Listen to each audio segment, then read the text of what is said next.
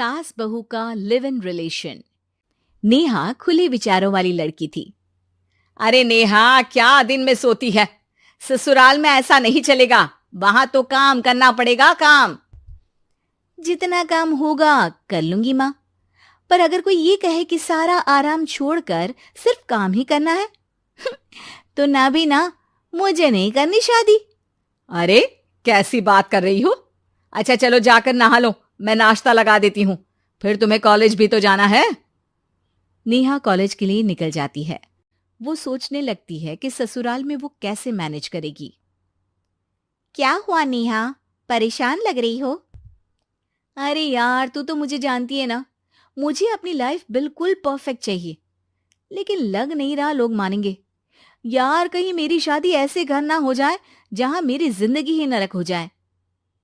अरे मैंने ना कल एक इंग्लिश फिल्म देखी थी, उसमें भी कुछ ऐसी ही समस्या थी हीरोइन की। अच्छा, तो फिर क्या किया उसने? उसने तो अपने होने वाले पति से साफ साफ कह दिया कि वो पहले उसके घर कुछ दिन तक बिना शादी के रह कर देखेगी, और अगर ठीक लगा तो ठीक, वरना तेरे मेरे रास्ते अलग। अरे हाँ यार, ये तो बिल्कुल सही आइडिया दे रही है तू मुझे। चल मैं तो चली, थैंक्स यार, तूने मेरी प्रॉब्लम सॉल्व कर दी। ये बोलकर नेहा खुशी खुशी वहां से निकल जाती है, लेकिन पीछे से उसकी सहेली कहती है, अरे नेहा, नहीं नहीं, कुछ नहीं सुनना मुझे। ये बोलकर वो वहां से चली जाती है। हे भगवान, पूरी बात सुने बिना ही चली गई। अरे वो तो विदेशी फिल्म थी, वहां सब चलता है, लेकिन ये तो भारत है, सभ्यता और संस्कारों वाला देश, जहां शादी से पहले लड़की को ससुराल में नहीं रखा जाता। खैर, नेहा मस्त होकर घर आती है। नेहा, कल तुझे लड़के वाले देखने आने वाले हैं, और हाँ, इस बार कोई बहाना नहीं चलेगा। हाँ हाँ, आने दो आने दो, मैं तैयार हूं शादी के लिए। अगले दिन लड़के वाले आते हैं, जहां लड़का कहता है, मुझे अकेले में लड़की से कुछ पूछना है।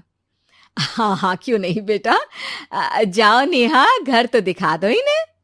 नेहा भी खुश हो जाती है कि उसे मौका मिल गया है लड़के से अपनी शर्त रखने का।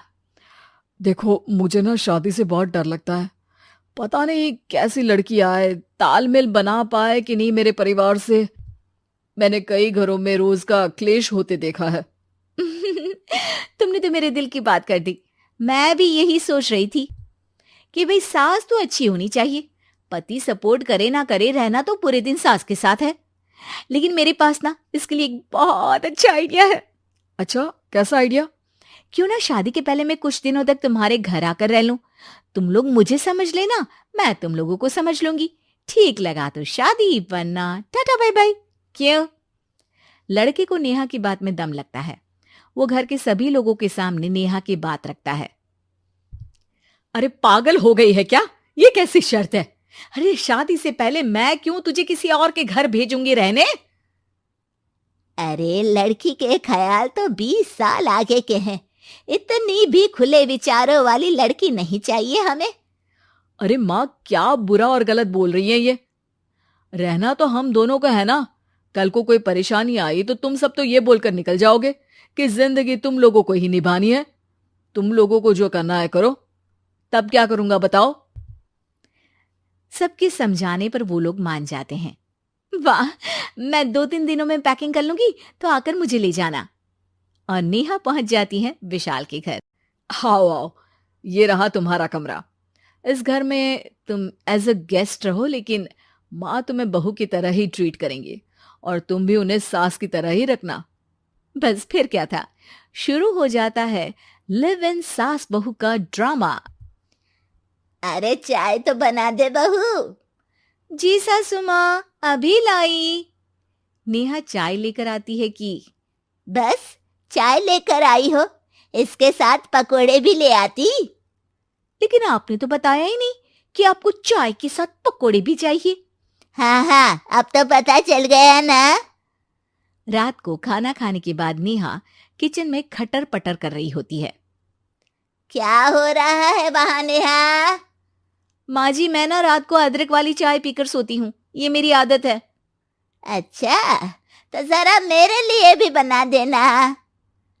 दोनों सास बहू रात को चाय पीती हैं।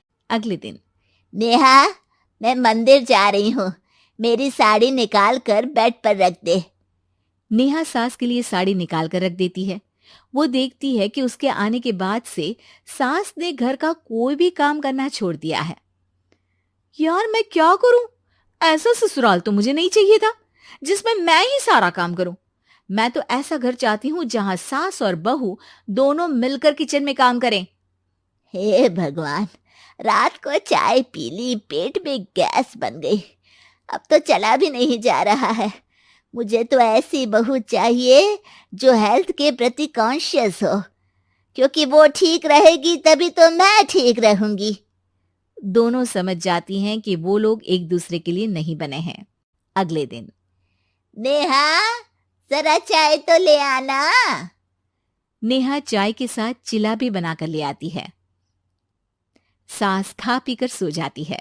अगली सुबह, तेरी बुआ सास आ रही है, उसे मैंने तेरे बारे में बताया है। तभी वहां गंवार से एक महिला आ जाती है। चलो यहां से निकलो, कुछ नहीं है खाने के लिए, जाओ। ए नेहा, तमीज से बात करो, ये मेरी ननद यानी आशीष की बुआ है। हाय रे दैया, इतनी आकड़ वाली लड़की! अरे यही है ना जो शादी से पहले ही आकर बस गई है यहाँ पर। बस नहीं गई हूं, बसना है या नहीं ये डिसाइड करने आई थी, लेकिन इन लोगों के रिश्तेदार इतने गंवार हैं तो मैं तो ना कर रही इस घर में शादी। और भाभी, और क्या कमी थी हमारे आशीष में जो आपने ऐसी लड़की की शर्तों को मान लिया?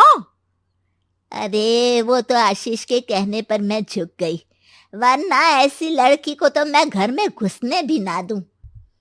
ए हेलो, ऐसी लड़की कैसी लड़की? हाँ, बिना समझे बुझे शादी कर लूं? अब तो समझ गई ना कि हम लोग गांव के हैं। भाभी को खाट पर सोना और रिश्तेदारों का गांव से आना जाना तो लगा ही रहना है इस घर में। हाँ हाँ, मैं तो किसी मॉडर्न घर में शादी करूंगी। ये बोलकर नेहा वहां से चली जाती है। अपने घर में आकर नेहा कहती है, ना मां ना, लिव इन में रहकर देख लिया, ये गांव के लोगों का कोई भरोसा नहीं है। खैर, नेहा की शादी एक मॉडर्न घर में हो जाती है जहां सास कहती हैं, हे नेहा, मैं टेनिस खेलने जा रही हूं, आओ तो जूस बनाकर रखना, और हाँ, वॉलनट्स और ओट्स भी बना लेना। जी माँ। माँ मॉम बोलो डार्लिंग, माँ इज ओल्ड फैशन। बेचारी नेहा सर पर हाथ रख लेती है। हे भगवान, ये सास तो सास ही होती है, गांव की हो या शहर की।